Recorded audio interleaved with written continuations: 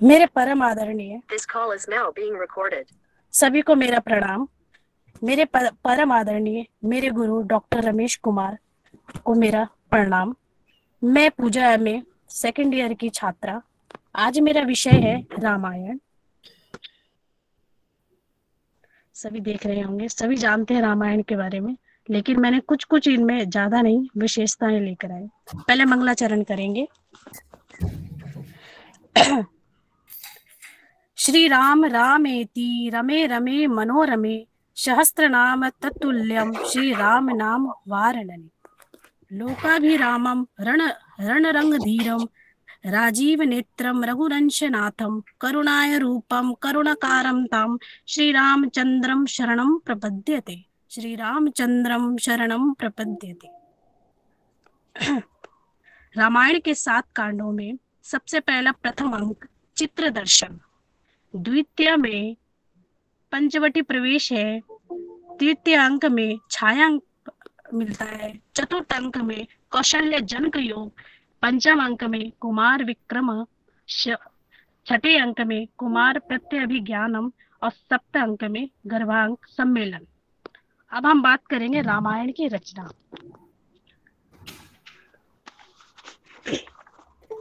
पहले ये देख लें कि रामायण के कितने कांड हैं। रामायण के 7 कांड हैं। पहला बालकांड, दूसरा अयोध्या कांड, तीसरा आरण्य कांड, चौथा किष्किंधा कांड, पांचवा सुंदर कांड, छठा लंका कांड, सातवां उत्तर कांड। ठीक है, अब हम बात करते हैं रामायण की रचना। रामायण की पहली कविता, पहली जो आदि काव्य माना जाता है रामायण को, वाल्मीकि द्वारा रचित रामायण के मूल लगभग इसमें 24,000 श्लोक है, जिन्हें 500 सर्गों में विभक्त खंडों में माना गया है। यह अध्याय के साथ कांडों विभाजित किया गया है। रामायण का जो प्रारंभ है वो आदि कवि वाल्मीकि रामायण की कथा से प्रारंभ होता है।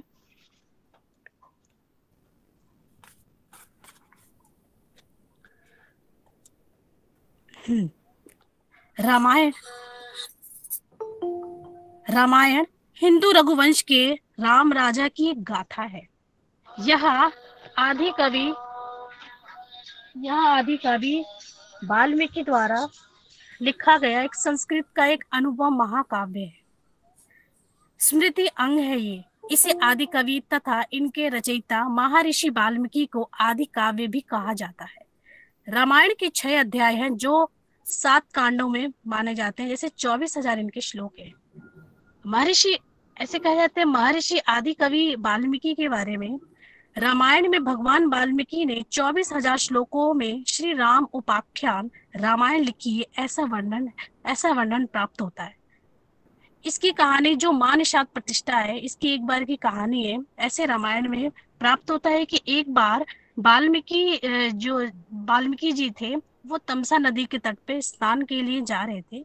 तो उन्होंने क्या देखा कि जो क्रॉंच पक्षी है, यानी कि चकवा चकवी जानते होंगे सभी, चकवा चकवी जो क्रॉंच पक्षी में से दोनों के जोड़े विहार कर रहे थे। दोनों एक दूसरे में लीन थे। वह जोड़ा प्रेम लाप में बहुत ज्यादा लीन थे। तब उन्होंने देखा कि जो बहेलिया था, जो शिकारी, उसने क्या किया, क्रॉंच को जो मादा है, उस पक्षी के विलाप करने लगी और उसका वध कर दिया। ठीक है, और उसकी विलाप सुन के ही महर्षि वाल्मीकि की करुणा जाग उठी। कहते हैं उस समय माँ सरस्वती उनकी जिह्वा पे विराजमान हो गई थी, महर्षि वाल्मीकि के, और उनके उनके मुख से ये जो अनुष्टुप छंद है ये निकल पड़ा, और तभी रामायण का प्रारंभ हो गया। तो द्रविड़ हो उठा।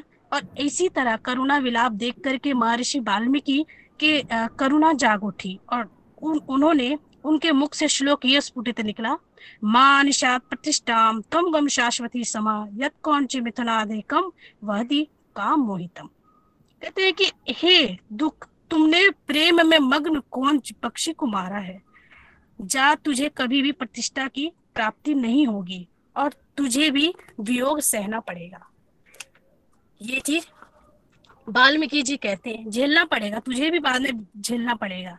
उसके बाद उन्होंने प्रसिद्ध महाकाव्य रामायण जी जिसे वाल्मीकि रामायण के नाम से भी जाना जाता है, इनकी रचना की और आदि कवि वाल्मीकि के नाम से अमर हो गई है। और अपने महाकाव्य रामायण में जिन्होंने अपने घटनाओं के समय सूर्य, चंद्र तथा अन्य नक्षत्र की स्थितियों का वर्णन भी किया है। और इससे ज्ञात भी होता है कि ये ज्योतिष्य विद्या एवं खगोल शास्त्र के भी प्रकांड पंडित थे, महर्षि वाल्मीकि। और महर्षि वाल्मीकि जी ने पवित्र ग्रंथ रामायण की रचना की और आदि काव्य से ये माना गया। राम राम सब जगत बखाने, आदि राम कोई बिरला जाने। ठीक है, तो इसी तरह ये हमने अभी जाना वाल्मीकि रामायण के बारे में। ये 7 कांड है। अब हम जानते हैं इन 7 कांडों को, थोड़ी सी दृष्टि डालेंगे, ज्यादा नहीं, थोड़ा थोड़ा पढ़ेंगे। ऐसे ऐसे वाल्मीकि जी ये भी चीज कहते हैं कि ऐसे मानते हैं कि महाकाव्य आदि कवि तो माना जाता है इस संस्कृत जगत के सबसे श्रेष्ठ ये महाकाव्य। जैसे उल्टा नाम जपा जग जाना, वाल्मीकि भय ब्रह्म समाना, कवन के काज कठिन जग माही, जो नहीं होई बात तुम्ही पाई। तो कहते हैं उल्टा जपो, मरा मरा जपो, राम राम जपो, तो भी उसका कल्याण है। अब हम आते हैं रामायण के 7 कांडों में, थोड़े थोड़े दृष्टि डालते। बालकांड। बालकांड से सभी अवगत है कि रामायण की शुरुआत इसी अध्याय से ही होती है। और अयोध्या के दशरथ के 4 पुत्र होते हैं, 4 भाइयों का जन्म होता है इसमें, और इन्हीं में अलग अलग प्रसंग मिलते हैं और इनकी छवि डाली जाती है। दूसरा, अयोध्या कांड। अयोध्या कांड में ऐसा मानना है कि राजा दशरथ के द्वारा राम का अभिषेक चर्चा सुनी जाती है और इसमें अयोध्या वासियों की कहानी कही जाती है। और ये इसमें जो सीता माता के जीवन के एक राम के साथ उनका विवाह होता है और इस पे प्रकाश डाला गया। तीसरा, आरण्य कांड। आरण्य कांड में माता कैकेयी के वचनों से बुद्ध जो श्री राम, माता सीता एवं लक्ष्मण भाई वनवास चले जाते हैं और इसमें आरण्य जंगलों में उनका जीवन व्यतीत होता है और रावण द्वारा जो छल पूर्वक सीता के हरण को इस कांड में संग्रहित किया गया है। ठीक, अब आता है चौथा, किष्किंधा कांड। इसमें भी माता सीता का रावण द्वारा हरण, सभी जानते हैं, हरण होने के बाद उसकी तलाश में राम किष्किंधा नगरी पहुंचते हैं। वहां मुलाकात भक्त हनुमान से होती है और बाली का वध होता है और हनुमान से मुलाकात और सुग्रीव की सेना का राम से विलय से इस पे प्रकाश डाला गया। अब सुंदरकांड, सभी जानते ही हैं। सुंदरकांड अपने भक्त हनुमान एवं तमाम वानर सेना के साथ सीता की खोज में लग जाते हैं और उसके बाद कांड में विभीषण से राम की मुलाकात के बारे में बताया गया। ऐसे में हनुमान भी माता सीता से मुलाकात करके ये सुनिश्चित कर लेते हैं कि माता सीता कहीं नहीं बल्कि लंकेश के कब्जे में ही है। छठा, लंका कांड।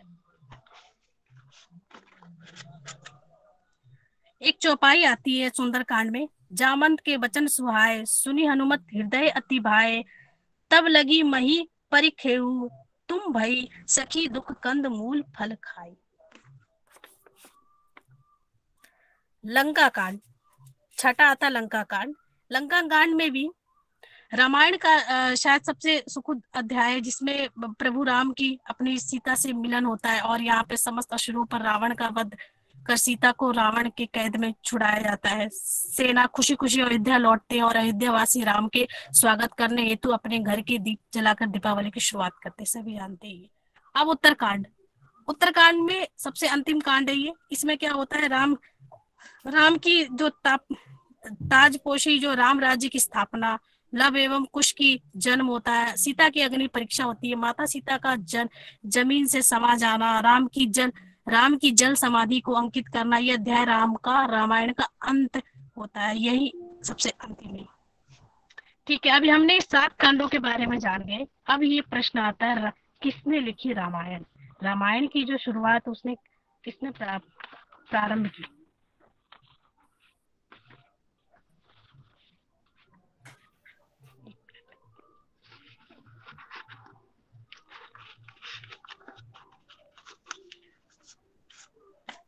हाँ, ये स्लाइड आ रही है सही से सर? बिल्कुल सही है। ठीक है, लेकिन ये स्लाइड बनाई कैसे थे? ये तो एक एक आनी चाहिए ना सर। वो स्लाइड ऐसे नहीं हो रही है, ऐसे ही जा रहा है। मैंने बहुत कोशिश किया है। मोबाइल से कर रहे हो ना? हाँ सर, मोबाइल से कर रहे हैं। हाँ, इसीलिए इसीलिए ऐसे आ रहा है, कोई बात नहीं, चलो। ऊपर एक प्ले का बटन है, प्ले का बटन दबा दो, स्टार्ट हो जाएगा। अभी सारा हट जाएगा जो भी आ रहा है। स्लाइड में सर, ये मैं भेज ना दूंगी ना पीपीटी। हटेगा नहीं। ऐसे ऐसे ही कर लो, ऐसे ही कर लो। ठीक ठीक है सर, सॉरी सर। हाँ, अब ये आता है, रामायण लिखी किसने है। ऐसा मान्यता है कि सर्वप्रथम श्री राम की जो कथा है भगवान शंकर ने देवी पार्वती को सुनाई थी, और उस कथा को एक कौवे ने सुनी थी। सुन लिया। उसी कौवे का जो पुनर्जन्म है काकभूषुंडी के रूप में उसका में हुआ था। वही काकभूषुंडी को पूर्व जन्म में भगवान शंकर के मुख से सुनी हुई जो राम कथा है पूरी की पूरी याद कर लिया था। उनको पूरी रामायण कथा याद हो गई। उसको याद याद थी राम कथा। उन्होंने यह कथा अपने शिष्य को सुनाया, और इसी प्रकार राम कथा का प्रचार प्रसार हुआ। भगवान शंकर के मुख से निकला हुआ श्री राम की यह पवित्र कथा अध्यात्म रामायण के नाम से विख्यात है। हालांकि रामायण के बारे में अगर एक मत और प्रचलित है कि वो यह है कि सबसे पहले रामायण हनुमान जी ने ही लिखी थी। फिर महर्षि वाल्मीकि संस्कृत महाकाव्य रामायण की रचना की। रामायण के बाद से ही श्री राम कथा को कई भाषाओं में रामायण या फिर इसके समक्ष नामों से लिखा गया।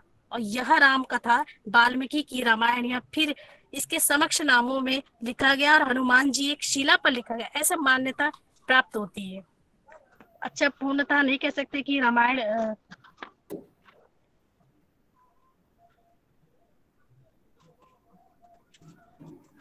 अलग अलग भाषाओं में लिखा गया। अब आता है मर्यादा पुरुषोत्तम राम का जीवन चरित्र। उनके जीवन के बारे में कि राम सर्वशक्तिमान है। अगर वो चाहे तो एक भुवों के तेवर मात्र से सृष्टि की उत्पत्ति कर सकते हैं और विनाश भी कर सकते हैं। लेकिन ऐसा मर्यादा पुरुषोत्तम राम केवल एक आदर्श मनुष्य, पुत्र, भाई व पति ही नहीं बल्कि एक आदर्श व कुशल शासक भी है। उनके शासन काल में व्याप्त सुव्यवस्था के कारण ही आज भी राम राज्य का उदाहरण दिया जाता है। जब भी अगर बात आती है तो राम की और सीता की बात आती है। ऐसा भी ये एक पंक्ति है कि जीवित मिली ये राम की ताकत थी, पर सीता पवित्र मिली ये रावण, ये राम की मर्यादा थी। ये राम की मर्यादा थी। ठीक है। अब आते हैं राम के चरित्र की विशेषताएं। राम के चरित्र के अगर बारे में कहें तो इनके बहुत सारे चरित्र मिलते हैं। इनके हर एक क्रियाकलाप में ही चरित्र झलकता है। जैसे सहनशीलता व धैर्यवान थे। राम के गुण मर्यादा पुरुषोत्तम इसलिए तो कहा गया है कि एक स्त्री के अलावा दूसरी स्त्री को बहन के समान मानते थे। दयालु स्वभाव के थे, मित्रता थे। यदि कोई शरण में आ जाए उनको भी छोड़ देते थे। और बेहतर नेतृत्व भी थे, एक लीडरशिप भी बहुत अच्छे थे। भाई के प्रति उनका प्रेम, त्याग तथा उदार भी था, और न्याय तथा पराक्रमी भी था। ये श्री राम के ही गुण मर्यादा पुरुषोत्तम कहा जाता है। तभी तो कहते हैं रघुकुल रीत सदा चली आए, प्राण जाए पर वचन न जाए। उनके ये वचन जो है उन्होंने जो वचन दे दिया सो दे दिया। प्राणों को ना देख करके राम ने केवल अपने वचनों को पालन किया। ये राम हमें सिखाते, ये राम की मर्यादा सिखाते। अब मैंने यहाँ पे सीता के चरित्र की विशेषता यानी भारतीय नारी की विशेषताएं यहाँ पे प्रस्तुति की है। सीता जी पवित्रता नारी का एक प्रतीक है। वे श्री राम के अलावा स्वप्न में भी किसी पर पुरुष की भी स्वप्न तक नहीं देखती थी। रावण की जबरदस्ती समीप आने पर भी तिनका ओट का सहारा लेती थी। ये सीता की मर्यादा थी। संस्कारी माता के रूप में लवकुश को संस्कारी पुत्र के रूप में संसार के सामने उन्होंने रखा, और त्याग की परिमूर्ति श्री की आज्ञा मानकर अग्नि में प्रवेश किया और अपनी सुचिता का प्रमाण भी दिया। माँ सीता ने वनवास को भेजने पर माता कैकेयी के प्रति किसी प्रकार का उन्होंने वैर भाव नहीं रखा, और तभी भारतीय नारी को आदर्श सीता का जो चरित्र की बात कही गई है ये सर्वप्रथम लिया जाता है। और यहाँ मैंने एक छोटी सी पंक्ति रखी है। इसमें लिखा है कि समाज ने बनाई थी कुछ ऐसी परंपरा, दी इतिहास की उसकी गवाही, हर एक स्त्री ने दी जब अग्नि परीक्षा, दुनिया के लिए बन गई वो दुर्गा माई। साहस और हिम्मत ने समाज को छोड़ा हर एक वीरांगा ने मर्यादा को तोड़ा। सनी कहानी सीता को से लेकर लक्ष्मीबाई, हर एक युग में स्त्री ने अपनाई पवित्रता दिखाई। तो ये माँ सीता के चरित्र है। माँ सीता के चरित्र के बारे में जितना कहे उतना कम है। ये सीता के राम राज्य सा राज्य नहीं, कहते मुनि ज्ञानी वेद पुराण, फिर ऐसे शासन काल में सीता को क्यों सहना पड़ता अपमान। नारी की प्रेरणा है माँ सीता, नारी की शक्ति है माँ सीता, नारी की भक्ति है माँ सीता, हर घर घर नारी है में है माँ सीता। मिलन वियोग की पीड़ा को सीता से बेहतर जाने कौन, द्वंद छिड़ा है मन में भीतर अंधेरे पर धारण है कौन।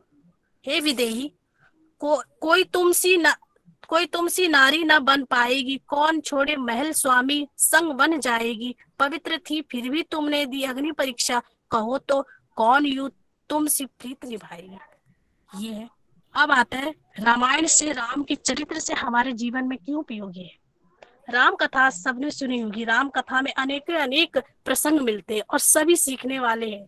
और इसके माध्यम से आधुनिक समय में क्या जरूरत है रामायण की, तो वही चीज ये बता रहे हैं कि सामाजिक यानी अच्छाइयों की जीत, बुराइयों की हार, इस सारे प्रसंगों में ये व्यापकता है। ये जो रामचरित्र मानस उपदेशों का मानव जीवन पर पड़ने वाली प्रभाव व महत्व को उजागर करता है। रामायण मात्र एक धार्मिक ग्रंथ ही नहीं है, बल्कि धर्म का समग्र रूप और अमृतत्व वाणी है, जिसका पठन व श्रवण मात्र से ही मन को शांत और आत्मा हमारे प्रसन्नता से अनुभव करती है। रामायण में जो पवित्र सोच व उत्तम विचारों का जो समावेश किया गया है, रामायण का स्थान हिंदी साहित्य में नहीं बल्कि ये पूरे संपूर्ण विश्व का अद्वितीय ग्रंथ है ये। क्योंकि वर्तमान में जो व्यक्ति संकट रूप में पड़ जाते हैं, उस समय यदि धर्म ग्रंथों का पठन पाठन अगर करे कोई व्यक्ति, तो वहां श्रीमद् भगवद गीता श्लोक का माध्यम से यदि मानव को नैतिकता मूल्य की शिक्षा गीता दर्शन बोध कराती है, यही रामायण का जो चरित्र मानव जाति की भक्ति, ज्ञान, त्याग, वैराग्य व सदाचार का संदेश भी देती है। रामायण सर्वांग सुंदर उत्तम काव्य के लक्षणों के से युक्त साहित्य के सभी रसों का आस्वादन कराने वाला काव्य कला है की दृष्टि से यह सर्वोच्च उच्च कोटि का ग्रंथ भी है। ये रामायण के महत्व को वाणी से व्यक्त करना असंभव नहीं। शब्द नहीं है रामायण को हम उनको शब्द से हम पिरोहित कर सके, क्योंकि रामायण खुद ही एक उपदेशात्मक ग्रंथ है। ये धार्मिक ग्रंथ है। उपदेश से मानव को शांतिमय जीवन जीने की कला हमें रामायण सिखाती है।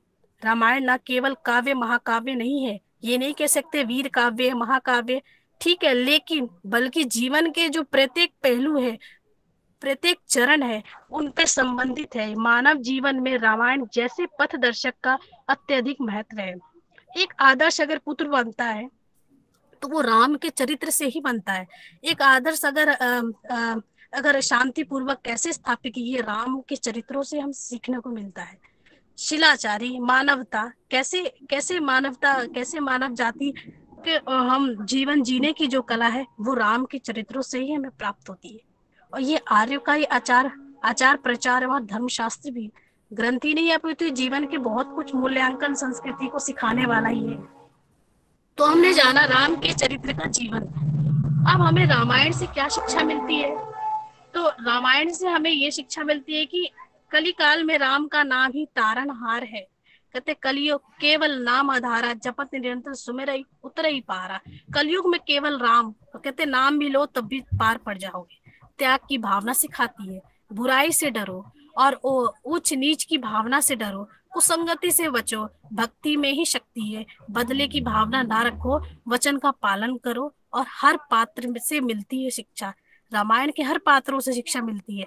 राजधर्म का पालन, जीवन जीने की कला शैली रामायण से ही शिक्षा प्राप्त होती है। अब आते हैं, सभी देख रहे होंगे गोस्वामी तुलसीदास की छवि।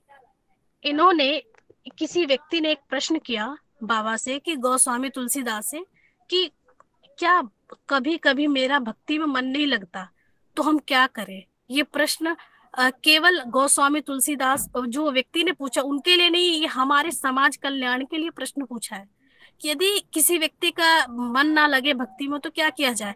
तो बाबा कहते हैं, बहुत सुंदर वो जवाब देते हैं, ये कहते हैं कि यदि तुम्हारा मन नहीं लगता, तुम मरा मरा राम राम भी जप रहे हो ना, तो तुम या जप रहे हो ना, वो चाहे बेमन से भी, वो बीज रूपी जो हृदय में, जो तुम्हारे मन में जो बीज रूपी है, वो एक ना एक दिन अंकुरित होगा ही होगा।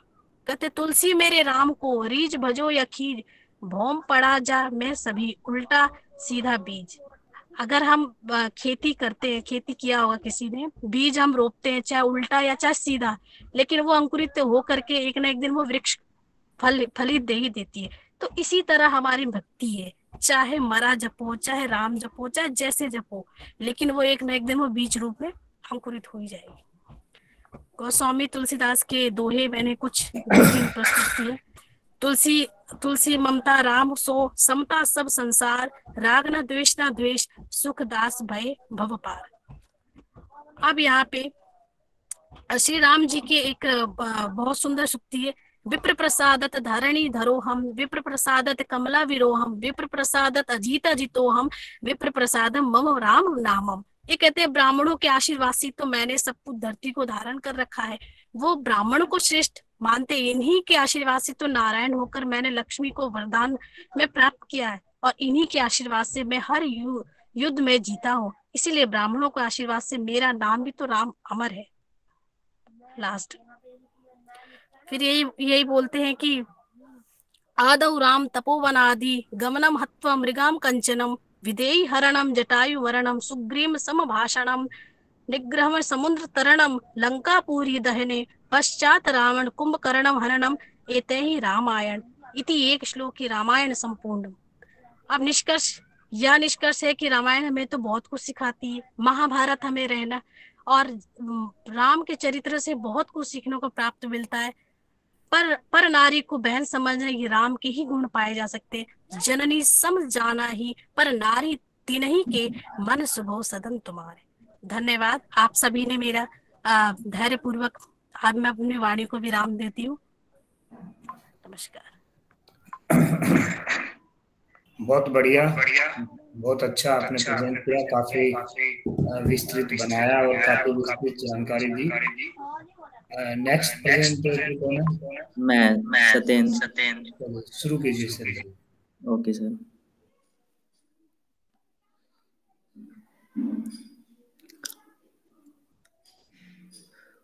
स्क्रीन शो हो रही है?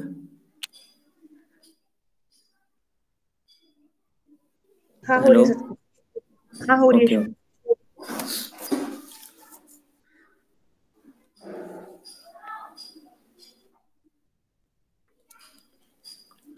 मेरा नाम सत्येंद्र द्विवेदी है।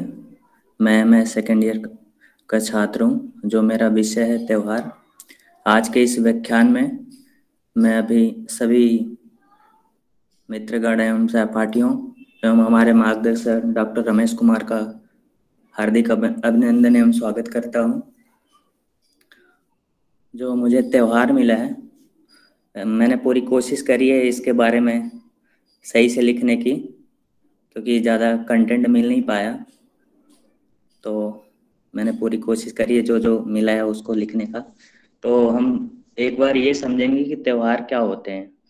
और मैंने जो पीपीटी भी बनाई है वो शॉर्ट में ही बनाई है, ज़्यादा इसमें डाला नहीं है।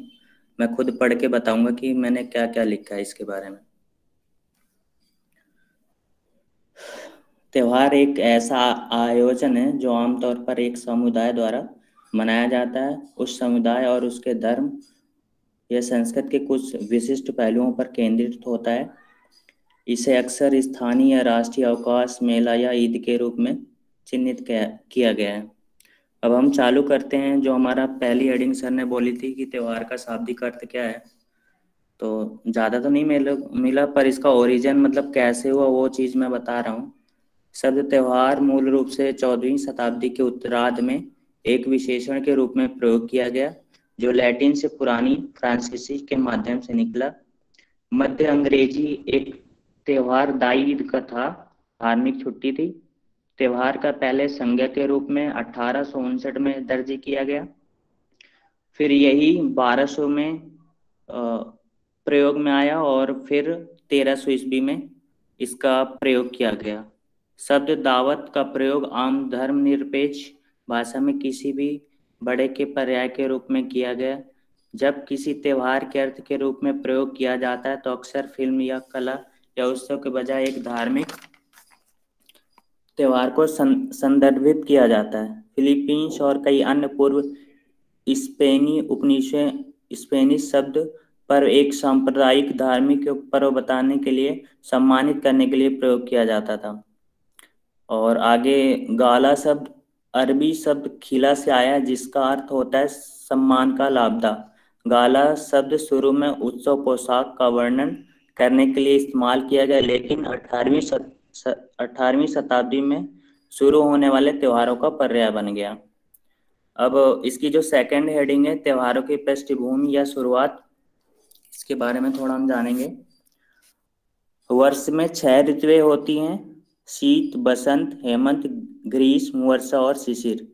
ऋतुओं ने हमारी परंपराओं को अनेक रूपों में प्रभावित किया है। बसंत, ग्रीष्म और वर्षा ये देवीय ऋतुएं हैं, तो शरद, हेमंत और शिशिर ये पितरों की ऋतुएं हैं। जिस तरह इन मौसमों से प्रकृति में परिवर्तन होता है, उसी तरह हमारे शरीर और मन मस्तिष्क में भी परिवर्तन होता है।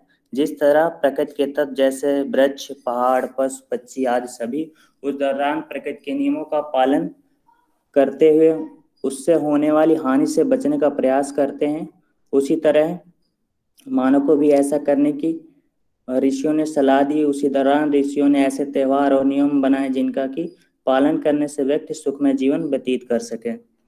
अगर हम बसंत ऋतु की थोड़ा सा परिचय में देना चाहूँगा हल्का सा। हिंदू धर्म के पहले माह की शुरुआत चैत्र माह से होती है। प्राचीन समय में ही यह माह सभी सभ्यताओं में नववर्ष की शुरुआत का माह माना जाता है।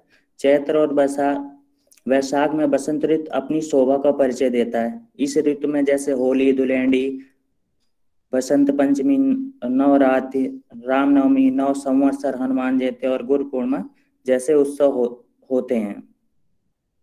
बसंत पंचमी जहां मौसम परिवर्तन की सूचना देते हैं, वहीं नव संवत्सर में नए वर्ष की शुरुआत होती है।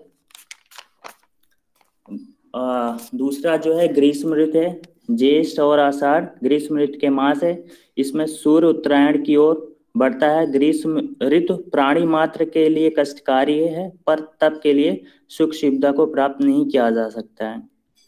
ग्रीष्म माह में अच्छा भोजन और बीच बीच में व्रत करने का प्रचलन रहता है। इस माह में निर्जला एकादशी, सावित्री और एक गुरु पूर्णिमा आदि त्योहार आते हैं। थर्ड है वर्षा ऋतु। श्रावण और भाद्रपद वर्षा ऋतु के मास माने जाते हैं। वर्षा नया जीवन लेकर आती है। मोर के पांव में नृत्य बंध जाता है। संपूर्ण श्रावण माह में उपवास रखा जाता है। यह माह उसी तरह है जिस तरह कि मुस्लिमों में रोजों के लिए रमजान होता है।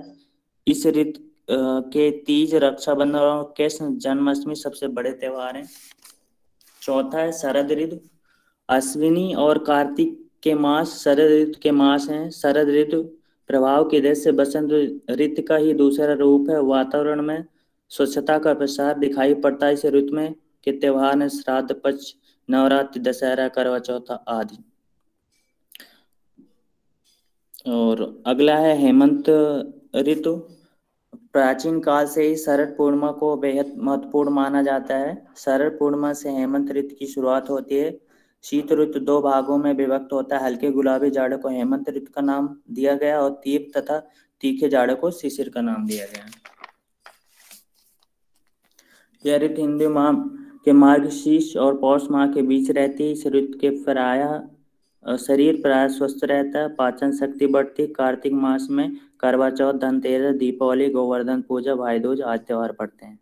शिशिर ऋतु है। यह ऋतु हिंदू माह के माघ और फागुन के महीने अर्थात पतझड़ माह में आती है। इस ऋतु में प्रकृति पर बुढ़ापा छा जाता है। बच्चों के पत्ते झड़ने लगते, चारों ओर कोहरा छाया रहता है। इस ऋतु में ऋतु चक्र के पूर्ण होने का संकल्प मिलता है और फिर से नव और नए जीवन की शुरुआत की सुदबुदाहट सुनाई देने लगती है। इस ऋतु में मकर संक्रांति जो हिंदू धर्म का सबसे बड़ा त्योहार आता है। अगर अगली हेडिंग है वैदिक काल के त्योहार क्या थे, तो वैदिक काल के त्योहारों के बारे में थोड़ी सी चर्चा करेंगे। उस काल के आर्य विविध देवताओं की पूजा करते थे। इंद्र, मित्र, वरुण, अग्नि, यम आदि ऐसे अनेक देवता थे जिन्हें तृप्त व संतुष्ट करने के लिए अनेक विधाओं का अनुसरण करते थे। संसार का सृष्टा, पालक व संहारता एक ईश्वर की कल्पना संभवतः बाद में विकसित हुई और प्रारंभ में आर्य लोग प्रकृति की विविध देवताओं के रूप में मानकर उन्हीं की उपासना करते थे। मतलब जो वैदिक काल था उसमें पहले देवताओं का कोई स्वरूप नहीं था। जो आर्य थे वो प्राकृतिक जैसे जल, अग्नि, सब इन्हीं की पूजा करते थे और इन्हीं को वो बड़े पर्व या त्योहारों के रूप में मनाते थे। पहले कोई ऐसा कोई त्योहार या पर्व नहीं था।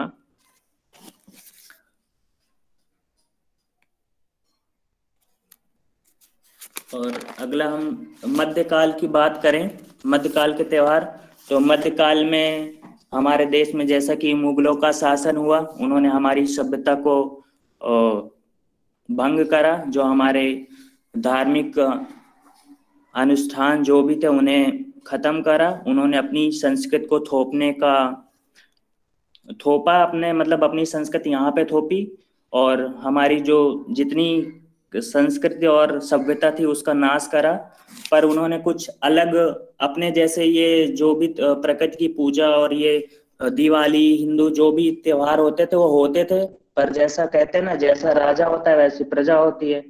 जिस चीज का प्रचलन ज्यादा आ जाता है वो चीज होने लगती है और जिस चीज को दबा दिया जाता है तो वो लोग डरने लगते थे। तो मध्यकाल में हिंदुओं में थोड़े त्योहारों और दब गए, पर लोग मनाते थे, पूरी तरह से नहीं मनाते थे। तो जो मध्यकाल में आए इन्होंने अलग ही चालू कर दिए। सैन्य और शारीरिक खेल सक्रिय सैनिकी या शारीरिक परिश्रम का आनंद लेने वाले लोगों के साथ लोकप्रिय थे। इनमें पोलो, तलवारबाजी, कुश्ती, घुड़सवार, तीर, निशानेबाजी व अन्य शामिल थे। इन्होंने इस तरह के खेल को पर्व बना दिया और साथ में जो मुस्लिमों के त्योहार होते थे जैसे ईद, बकरीद और रमजान, इनको बढ़ावा दिया इन्होंने। मुसलमान शिकार की परंपराओं को लेकर आए। कुतुबुद्दीन ऐबक ने लेकर अकबर तक भारत के लगभग हर शासक को शिकार का शौक था। इसी तरह राजपूत शिकार के शौकीन थे और बसंत शिकार, जिसमें सुअर का वध एक महान धार्मिक कृत्य माना गया। तो इन्होंने जो हिंदुओं की सारी प्रथाएं थी उनको खत्म करा और इन्होंने अपनी सारी संस्कृति हमारे यहाँ लागू करी। और कुछ लोग मनाते थे जो डरते थे चुपके से।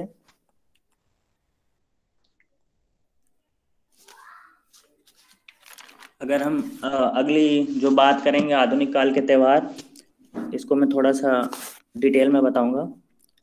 त्रेता युग में भगवान राम के अवतरण पर रामनवमी, द्वारा लंका पर विजय प्राप्त करने पर विजयदशमी तथा वनवास के पश्चात अयोध्या आगमन की खुशी में दीपावली जैसे त्योहार प्रचलन में आए। श्री कृष्ण के महान चरित्र से संबंधित अनेक व्रत त्योहार द्वापर युग से प्रारंभ हुए। इसके अलावा नवग्रहों, नवरात्रों के सप्ताह, व्रत उत्सव भी जनजीवन में स्थापन पाने लगे। व्रतों का प्रचलन बढ़ गया और कालक्रम में उनमें जनजीवन में संबंधित अनेक कथाएं जुड़ती गईं। भारत के व्रत, पर्व एवं त्योहार देश की सभ्यता और संस्कृति के दर्पण कहे जाते हैं। हमारे तत्ववेत्ता ऋषि ने व्रत, पर्व एवं त्योहारों की रचना इसी देश से की जिससे कि हमारी की महान प्रेरणाओं और घटनाओं का प्रकाश जनमानस में धर्म, सामाजिकता की भावना, कर्तव्यनिष्ठा, परमार्थ, लोक मंगल, जागृत देशभक्ति, सद्भावना जैसे एकता संगठन के वातावरण में विकसित हो तथा समाज को सुविकसित बनाया जा सके। इसके लिए कितने ही पर्व व त्योहार मनाए जाते हैं, जिनमें दशहरा, दिवाली, होली, राशि पर्व, महापुरुषों या अवतारों की जयंतियां। इनके मनाने का मुख्य उद्देश्य यही है कि भारतवर्ष के नागरिक परस्पर प्रेम पूर्वक मिलजुल कर आनंद मनाएं और अपनी संबंध को ज्यादा प्रगाढ़ करें। इसके अलावा सचरित, सद्भावना, नैतिकता, सेवा आदि की शिक्षा अवतरित महापुरुषों से ग्रहण करें, उनके मार्ग दर्शन से प्रेरणा प्राप्त करें। व्रत, पर्व एवं त्योहारों से मनुष्य और प्रकृति के बीच सामंजस्य को सर्वाधिक महत्व प्रदान किया गया है। यहाँ तक उसे पूरे ब्रह्मांड तक से जोड़ा गया है। इनमें लौकिक कार्यों के साथ ही धार्मिक तत्वों का ऐसा समावेश किया गया ताकि उनसे न केवल हमें अपने जीवन निर्माण में सहायता मिले बल्कि समाज की उन्नति होती रहे। स्क्रीन ब्लैक हो गई सत्येंद्र, सही करो। अब ठीक है? हाँ अब ठीक है। ओके। त्योहारों का सामाजिक महत्व क्या है? अगली हेडिंग हमारी है पूर्व और त्योहारों को मनाने के माध्यम से हमारी सांस्कृतिक एवं धार्मिक परंपरा की अविरल धारा निर्वात गति से सदैव प्रवाहित होती है। मनुष्य एक सामाजिक प्राणी है जो कुछ सामाजिक बंधनों और रिश्तों की सुनहरी डोर से बंधा हुआ है। व्यक्ति संपूर्ण जीवन व्यस्त रहता है इन सब कुछ राहत पाने तथा कुछ समय हर्षोल्लास के साथ बिना किसी के तनाव के साथ व्यतीत करने के लिए ही मुख्यतः पर्व एवं त्योहार मनाने का प्रचलन हुआ है। पर्वों को मनाने में कई कारण हैं, जिनमें से एक मुख्य कारण यह भी है कि इन विभिन्न पर्व एवं त्योहारों के माध्यम से हमारी संस्कृति एवं धार्मिक परंपरा की अविरल निर्वात गति से सदैव प्रवाहित रहे और हम एक दूसरे के साथ मिलजुल कर रह सके और सामाजिक दृश्य से द्वेष और घृणा की भावना दूर हो। त्योहारों का नैतिक महत्व क्या है? त्योहार सांस्कृतिक और सामाजिक चेतना के प्रतीक हैं जो कि सभी जनजीवन में जागृति लाते हैं। समष्टिगत जीवन से जात की आशा आकांक्षा के चिन्हित हैं। उत्साह एवं उमंगों के प्राण प्रदाता है। राष्ट्रीय एकता एवं अखंडता का कारण है। जीवन की एक रास्ते में उबे समाज के लिए त्योहार वर्ष की गति के पड़ाव हैं। वे विभिन्न प्रकार के मनोरंजन, उल्लास और आनंद प्रदान कर जीवन चक्र को सरस बनाते हैं। पूर्व युगों से चलती आ रही संस्कृत परंपराओं, प्रथाओं, मान्यताओं, विश्वासों, आदर्शों, नैतिक, धार्मिक तथा सामाजिक मूल्यों का यह मूर्त प्रतिबिंब है जो जन जन के किसी एक वर्ग अथवा स्तर विशेष की झांकी प्रस्तुत नहीं करते हैं। व्रत, पर्व एवं त्योहारों में एक और विशेष बात यह है कि तीनों लगभग समान पृष्ठभूमि से अपना रस ग्रहण करते हैं और सभी की उत्पत्ति किसी न किसी धार्मिक अंतर कथा की परिणति के फलस्वरूप हुई, जैसे कि होलिका दहन प्रहलाद और होलिका के से संबंधित। इसी प्रकार दशहरे का पर्व रावण पर राम की विजय अथवा सत्य की असत्य पर विजय का पर्व है। इन त्योहारों का महत्व समाज और राष्ट्र की एकता, समृद्ध प्रेम, मेल मिलाप के दृश्य, सांप्रदायिक एकता, धार्मिक समन्वय, सामाजिक समानता को हमारे भारतीय त्योहार समय समय पर घटित होकर हमारे अंदर उत्पन्न करते रहते हैं। जाति भेदभाव की संकीर्णता के धुंध को ये त्योहार अपने अपार उल्लास और आनंद के द्वारा छिन्न भिन्न कर देते हैं। जो अगली हेडिंग है, त्योहारों का व्यक्तिगत महत्व क्या है? भारत त्योहारों का देश है। हमारी समृद्ध संस्कृत विरासत हमारे जीवन से प्यार करना सिखाती है। जीवन उस प्रभु की अमूल्य देन है। भारतीय ऋषि मुनि, साधु महात्मा, विचार साधक प्रकृति के निकट रहकर जीवन सत्यों की खोज करते थे। प्रकृति के उल्लास एवं आनंद को उन्होंने जीवन में उतारने का प्रयास किया है। इन त्योहारों के प्रारंभ होने का क्या इतिहास है यह तो स्पष्ट नहीं किया जा सकता, परंतु हमारी संस्कृति एवं धर्म से जुड़े त्योहारों को सूक्ष्म दृष्टि से देखने में कुछ बातें स्पष्ट हो जाती हैं। हम दिवाली इसलिए मनाते हैं क्योंकि हम अंधकार से प्रकाश की ओर जाना चाहते हैं। दिवाली के अवसर पर हम केवल तेल के दीपक नहीं जलाते बल्कि अपनी कामनाओं के दीपक भी जलाते हैं। दशहरा हमें यह याद दिलाता है कि चरित्रहीनता को भारतीय समाज बर्दाश्त नहीं करता। होली के दिन भेदभाव को भुलाकर हम एक दूसरे से गले मिलते हैं। होलिका की मृत्यु इस बात की साक्षी है कि बुराई स्वयं बुरे व्यक्ति का नाश कर देती है। राष्ट्रीय पर्व त्योहार हमारे इतिहास को बार बार हम तक पहुंचाते हैं। त्योहारों का लाभ क्या है आधुनिक टाइम में? भारत के राष्ट्रीय त्योहार युवा पीढ़ी से राष्ट्रवाद और देशभक्ति को प्रेरित करते हैं। सेकंड पॉइंट है, राष्ट्रीय पर्व को सभी धर्मों के लोग एक साथ मिलजुल कर मनाते हैं। थर्ड पॉइंट है, ये त्योहार राष्ट्र हित के लिए विभिन्न धर्मों के लोगों को एकजुट कर देते हैं। फोर्थ है, देश के समृद्ध इतिहास को प्रस्तुत करने वाले भारतीय राष्ट्रीय पर्व हैं। गांधी जयंती के दिन महात्मा गांधी जी के विचारों से युवाओं को प्रेरणा मिलती है। स्वतंत्रता दिवस हमारे स्वतंत्र सेनानियों को श्रद्धांजलि देने का उत्सव है। एक लोकतांत्रिक देश के लिए संविधान निर्माण का दिन गणतंत्र दिवस का उत्साह है। इन त्योहारों से हमारे जीवन के इतिहास के बारे में पता चलता है। ये त्योहार विभिन्न संस्कृति और समुदाय के लोगों को एक साथ बांधते हैं, भारत के राष्ट्रीय और सांस्कृतिक एकता बनाए रखने में महत्वपूर्ण योगदान देते हैं। निष्कर्ष क्या है, विश्व भर में मनाए जाने वाले सभी पर्वों में भारत सबसे ज्यादा पर्व वाला देश है। ये पर्व देश के सांस्कृतिक और समृद्धि का प्रतीक है। भारत में अनेक धर्म के लोग अपने धर्म, संस्कृति और परंपरा के प्रचार प्रसार करने के लिए बड़ी ही धूमधाम से एक साथ मिलकर मनाते हैं। ये सभी पर्व हमारे देश की अनेकता में एकता का संदेश सारे विश्व में देते हैं। धन्यवाद। बहुत बढ़िया, बहुत अच्छा। आपने अच्छा प्रेजेंट किया, अच्छा बोला आपने, काफ़ी अच्छा बनाया, लेकिन और अच्छा बनाया जा सकता था। ऐसी कोई बात नहीं है, छोटी मोटी कमियां हैं वो दूर हो सकती हैं। चलिए, बहुत बढ़िया है। अब मुझे ये बताइए, आज किस किस ने प्रेजेंट किया है, बताइए। सर पूजा 22 रोल नंबर। पूजा है 22 रोल नंबर। एक सेकंड है, ठीक है। और दूसरा कौन था? सत्येन, रोल नंबर 13। ठीक है। अभी आज से ही शुरू हुआ है ना हमारा प्रेजेंटेशन का? कल भी हुआ था। कल किस किस ने किया था? हेमंत। हेमंत रोल सर मेरा हुआ था सर 21। ठीक है। और किसने किया था कल? सर हेमंत का ही था बस। ठीक है, 3 लोगों ने किया ना। चलिए ठीक है, अब अटेंडेंस ले लें।